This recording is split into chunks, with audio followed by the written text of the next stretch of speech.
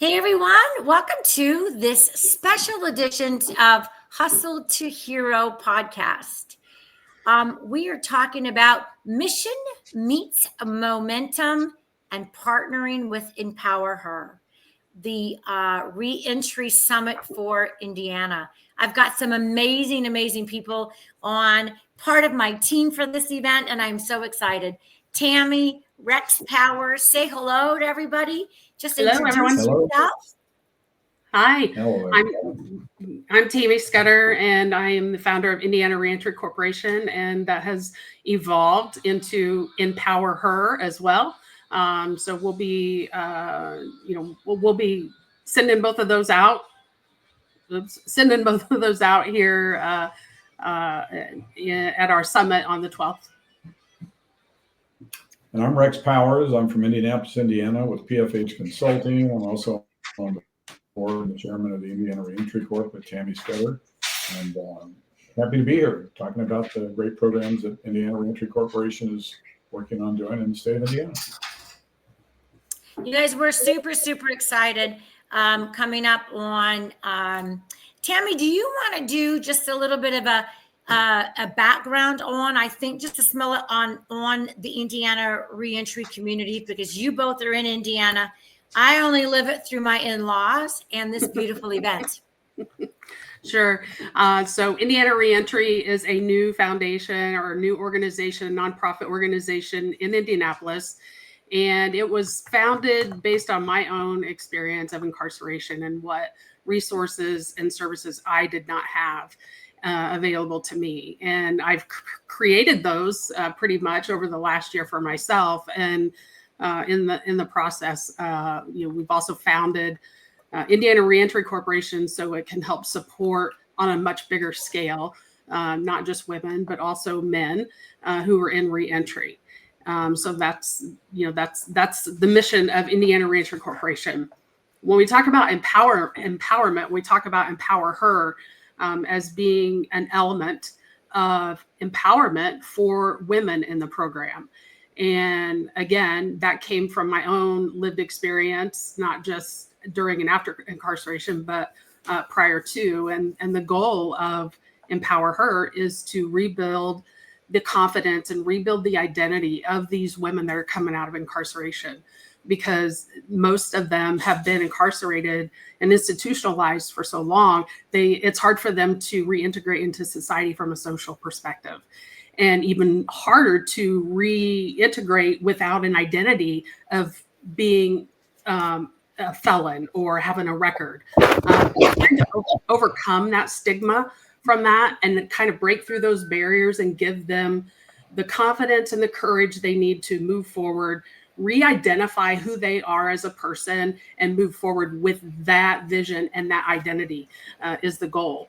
And then, of course, we wrap that around with other women in a couple different segments that are similar in nature to into those groups. But that's the concept of both of those. And we're going to use both of those elements in both of those programs to help these women re-enter society and be successful.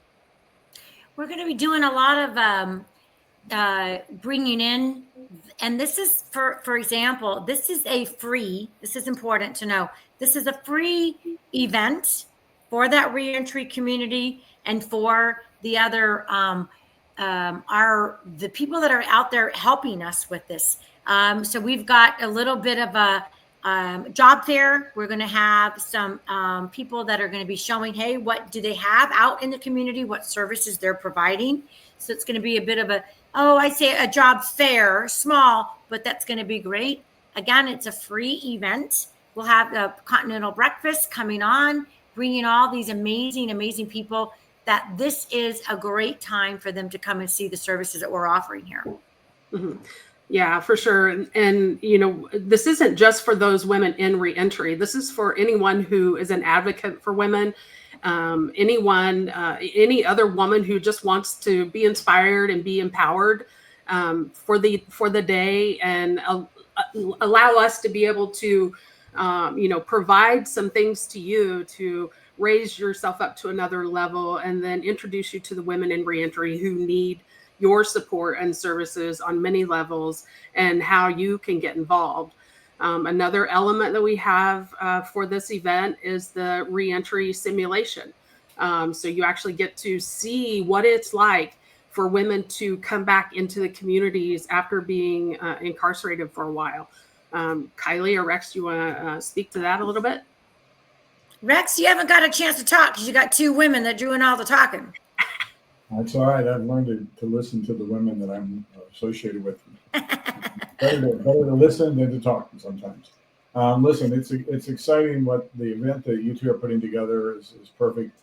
And from my perspective, as board chair and somebody that's involved in workforce, I mean, my passion is workforce analytics, understanding where the workforce is, where it's going, how do we help employers get there. We've got a lot of things going on in Indiana that since I've moved back here from Arizona a couple of years ago, Tammy has really introduced me into some great opportunities with this reentry program because it aligns strategically with where we need to go in Indiana and anywhere in the country right now with looking at low-risk offenders and how we start creating the workforce of the future. So this whole project of what Tammy and you are putting together is really, I think, the first of a series of programming opportunities that we're going to be able to create along with our strategic partners that we're bringing on board with us to help understand how we make reentry more effective and more beneficial to not just the participants that are going through the reentry, but also how do we make these individuals understand the importance of their role in being an active member of the workforce in the communities that they're a part of. So everything you guys are doing on this thing is spot on. It's perfect timing. We're still, I want to make sure it's really clear to my network that I'm socializing with. We're still looking for corporate underwriting and sponsors for this event. So anybody that's interested can reach out to us directly, but I'm anxious to see how this is going to come together. And I think it's going to be the first of many great events that we're going to be able to host at 16 Tech specifically. Yeah, Tammy and I already spoke. It's like there's so many of the cities in the states that need this. We're going to take it to Virginia. We're going to take it to every state that will listen to us on this. And the only way that we can do this, folks, is for us to get some support. You know, I always like to talk about, and Rex, right on where you just left off as far as workforce. Reentry is directly correlated also to economic development, because the more that we can make and help this community get on their feet quicker, now I preach about starting businesses, and I know that there's still workforce, which is getting employment. Either which way, it gets people on their feet quicker, less of a drain in our societies. And so it just makes so much sense. Yeah, you're so spot on, Kiley, with that. And, you know, just from my own experience in reentry, trying to find a job that you are not criticized or that you're not frowned upon or that you're just shut down on because of your background. It's just another barrier that we have when it comes to reentry, not just for women, but for everyone. But for women, it's even especially harder just because there's already social stigmas within the corporate world and employment areas anyway. When it comes to women and jobs, we all know that there's inequalities in that. So you just add another layer to that when you're talking about women in reentry, trying to just be something that to recover from where they've been, to feel needed, to feel wanted. And when you get the door shut in your face so many times, it's just really hard to not revert back to where you came from.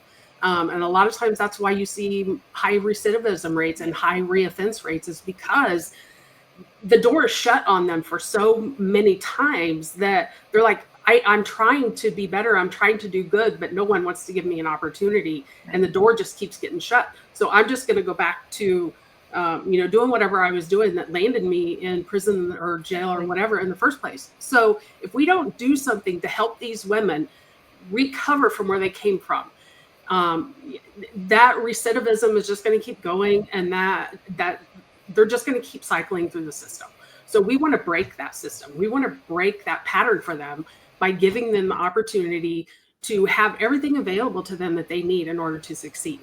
And Indiana Reentry Corporation and the services that we want to provide at that organization will allow them to do that. But it goes beyond that because it empowers them to build their confidence, believe in who they are, and give them the courage to step out on the limb and be authentic about who they are and recognize that they have made a mistake, but also recognize and show the world and show the employment community that I've done a lot to change who I am. I know I made a mistake, but I also know that I'm strong enough that I can move forward, but I have to have people in my corner that are supporting me. And that's exactly what we are doing with Indiana Reentry, with inPower Her, and with Kiley's Business in a Box.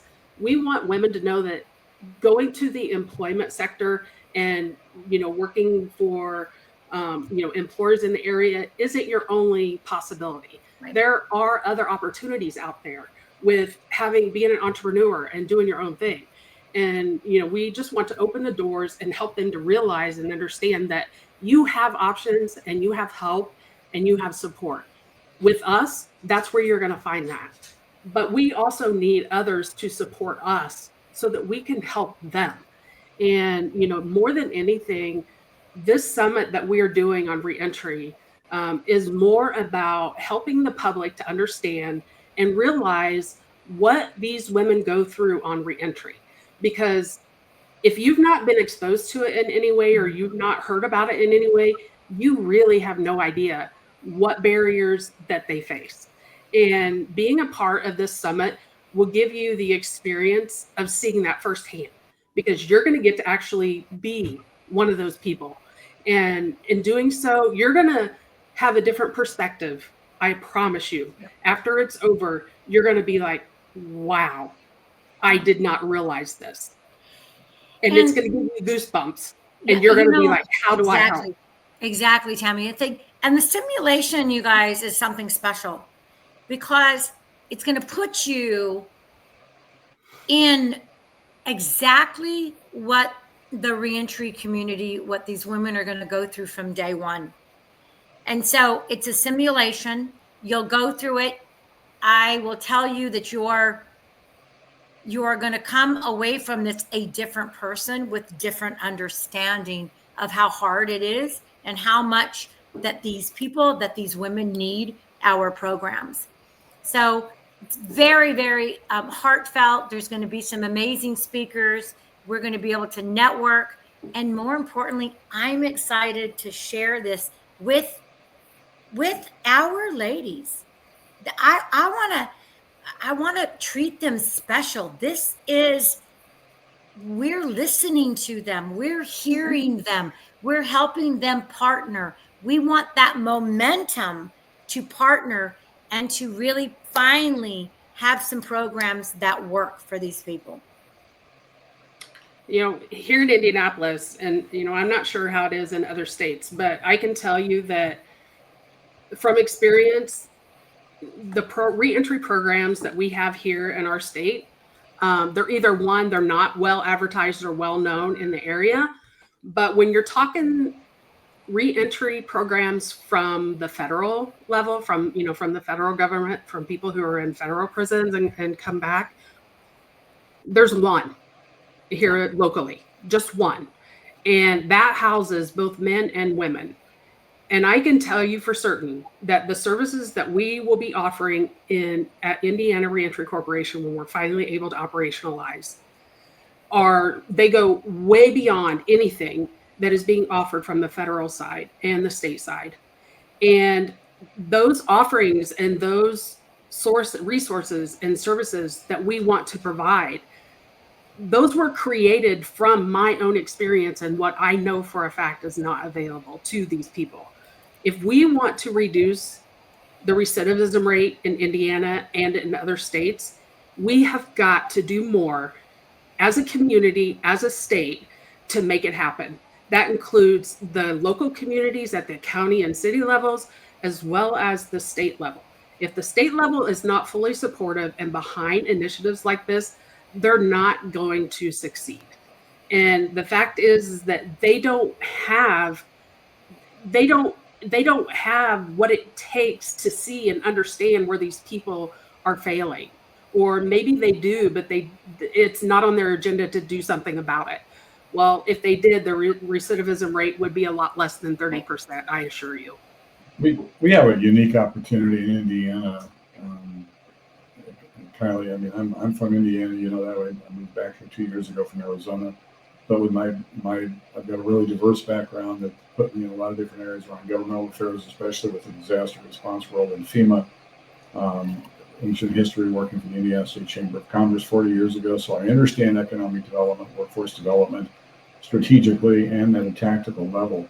And we're going to be doing some things in Indiana that really align well with this whole women empowerment platform, because we're really trying to build a faith-based reemployment capability in this state that really embraces these low-risk offenders. How do we put them back into the community and create sustainable jobs for them? And we're working with a company that's been in the Indianapolis market for several decades, Talent Logistics. And about the time that this event's going to take place, we're hopeful that we're going to be rolling out our new recruiting platform. It's avalar.io, and it's a peer-to-peer model that we believe is going to literally reinvent the way that employers bring people in. And the reentry program, the great thing about it is if we can educate employers about the strategic and tactical value of hiring these individuals and giving them good, solid work career opportunities, the network that creates, because those individuals are magnets for other low-risk offenders.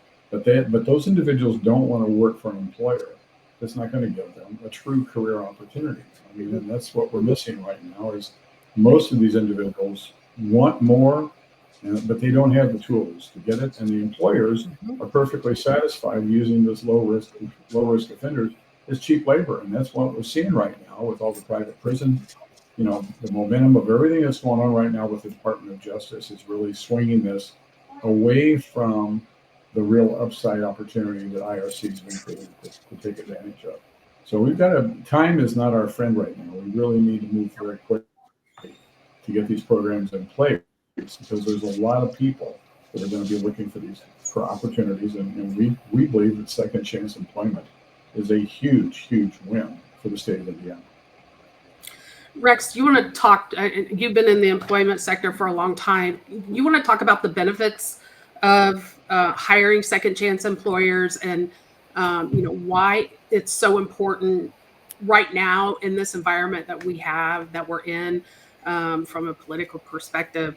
What hiring second chance individuals, what are the benefits to that, and why they should consider that? Well, individuals who have been incarcerated and had their rights not necessarily violated, but they may feel that way, but they're seeking a path to get back into a career model, a career platform that's going to give them a life that's not going to include high level of recidivism going back to prison at some point.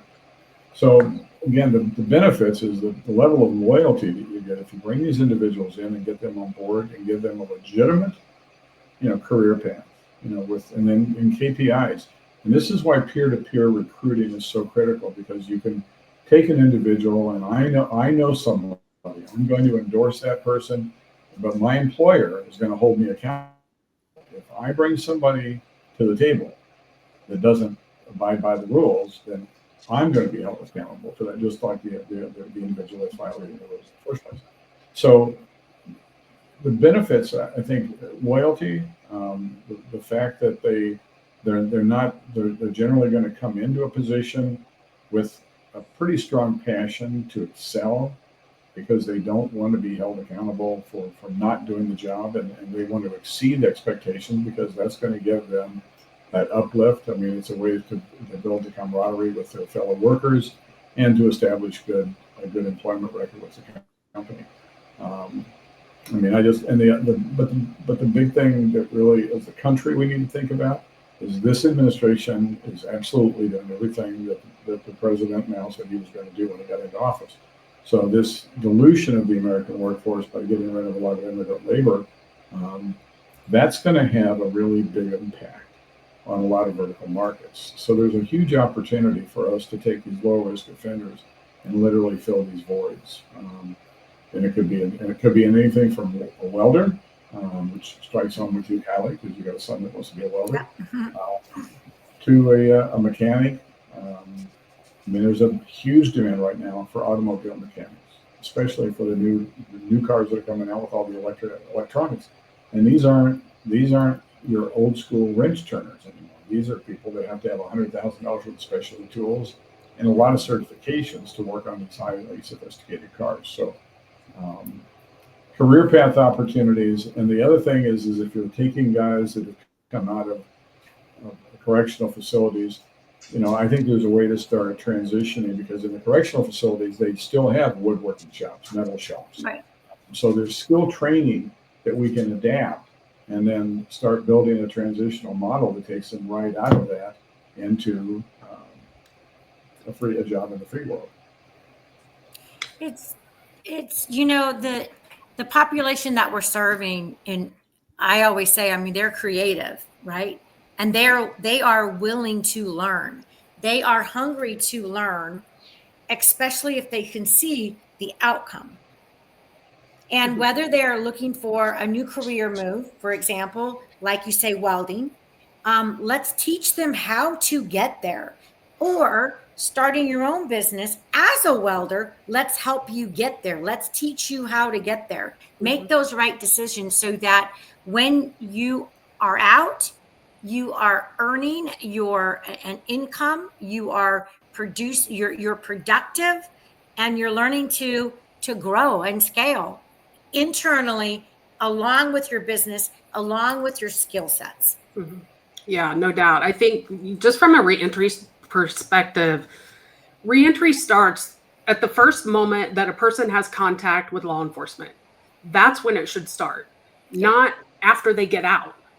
And I will say, from a federal level, that's pretty much how it happens. Mm-hmm. On a state level, they're much more open to providing programs and entrepreneurship kind of opportunities for individuals so that they are at least somewhat prepared when they come out. But there's still so much more that can be done from an incarceration standpoint, and making those touches and making those efforts and providing those support services to those individuals during incarceration, rather than waiting until after the fact. Because when they come out, you want them to succeed. You expect them to have a job. You expect them to pay their fees. You expect them to pay all the other stuff that, that's been demanded of them by the courts, but you don't give them a successful path to make that happen. Right. So they violate, and then you end up sending them back because you've not done enough to provide the support and services they need in order to stay out. Right. So this falls back on the federal government, it falls back on the state government, and it falls back on the local governments. They have to do more to provide the support and the services that these individuals need in order to be successful when they come out. And if they're willing to do that and willing to put forth the effort and the financial backing to help support it, the recidivism rates, and these people would not be reoffending and going back. And I like I said, I am confident that the recidivism rates would drop substantially if they were to do that. Well, and I want to talk a little bit before we just finish up, because right now what we've done is I've got a very big data program that I'm working on so that we, Tammy and I, our programs can show you what is the data that shows this has been successful. And it's not going to happen overnight, folks. It's not. But that data is going to show that recidivism comes down. Our dollars that we're putting toward programs like this will actually prove to be valuable and prove to be successful. Yeah, I think right now, our push, is let's get the funding that we need for these organizations that are trying to help support these people that are coming out of reentry. And if we can do that, I think you're going to see much better communities. You're going to see much more involvement with, with individuals who are incarcerated, and much more support. And, that's our goal, is to help spread that kind of advocacy throughout the communities, so that the organizations themselves are not the only ones trying to rebuild rebuild the lives and help these individuals rebuild and successfully re-enter into the community. This should be a community event. This should be a 100%. community process. And we as organizations and as nonprofit leaders, we have to somehow be able to take that message out into the communities and build that support internally, so that when these individuals go home, they've also got those support systems at home, no matter where they're at. So advocating for sponsorships and for support, I assure you that it goes to a great cause, and more importantly, it just helps us to support these individuals at a much higher level. So Absolutely. Indiana, those of you that are watching here, we would love to have your support for our event coming up on the 12th, which is the reentry simulation event. As far as Indiana Reentry Corporation goes, again, we're trying to raise funds in order to operationalize this organization so that we can help more people. So if anyone is interested in being a sponsor or helping with donorship to help sponsor and mentor these individuals that we're working with, please reach out to any one of us on this podcast, and we'll be glad to have your support. You guys, before we wrap it up, we're going to be putting in the link to the event. We want your support. We want you there. We want you watching. We want you helping our communities grow into a strong community. So thank you very much. And you're listening to Hustle to Hero podcast. Thanks for my guests, Tammy, Rex, amazing. I'll see you guys in a few weeks. Thanks, Kiley. Bye-bye, guys.